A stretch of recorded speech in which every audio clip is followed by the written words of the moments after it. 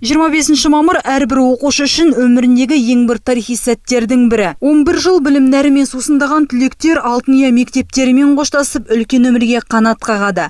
Биылғы жылы Қазақ мектеп гимназиясында 40 оқушы мектеп бітіріп отыр. Осынау қуанышты сәтпен бөлісуге облыс әкімі Ерік Сұлтанов арнайы келді. Барлығын мерекемен құттықтап, ізгі тілегін білдірді. Баршаңызға зор денсаулық, бақ береке және жақсылық тілеймін. Сәт сапар, құрметті түлектер. Бүгінгі күні Қазақ мектеп гимназиясында 40 шәкірт мектеппен қоштасты. Соның біреуі алтын белгі үміткері, ал 8-і халықаралық ғылыми жоба жеңімпаздары. Салтанатты жиында түлектер ұстаздарына алғыстарын айтып, мектеппен қоштасу вальсін биледі.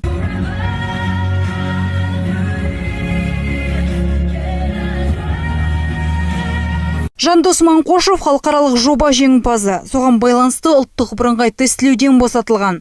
Өз болашағын информатика мамандығымен байланыстырмақшы. 25 май болғандықтан көңіл күйім өте жақсы. Жақсы да, жаман да, өйткені қоштасқым да келеді, келмейді, яғни. Және де оқу бітіргеніне қуаныштысың.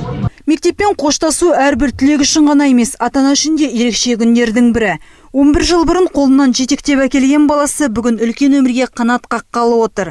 Ата-аналар білім нәрімен сусындатқан мектеп ұстаздарына өз алғыстарын білдіріп, түлектерге ақ жол тіледі. Бүгін менің 2-ші ұлым 11-ші сынып бітіріп жатыр. Алдында үлкен белестер бар, ол ұлттық бірыңғай тестілеу. Соны аман-есен өтсе деп тілейміз.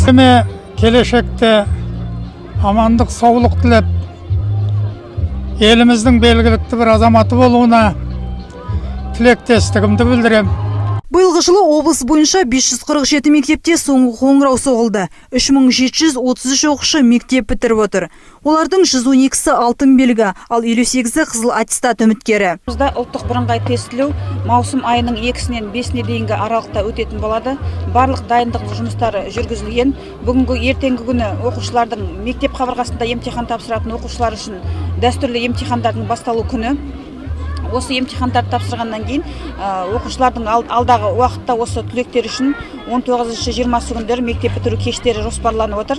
Ендігі сәтте түлектер үшін ең маңыздысы ол бірыңғай ұлттық тестілеуді жақсы тапсырып, жоғарғы оқу орнына түсуге жолдама алу.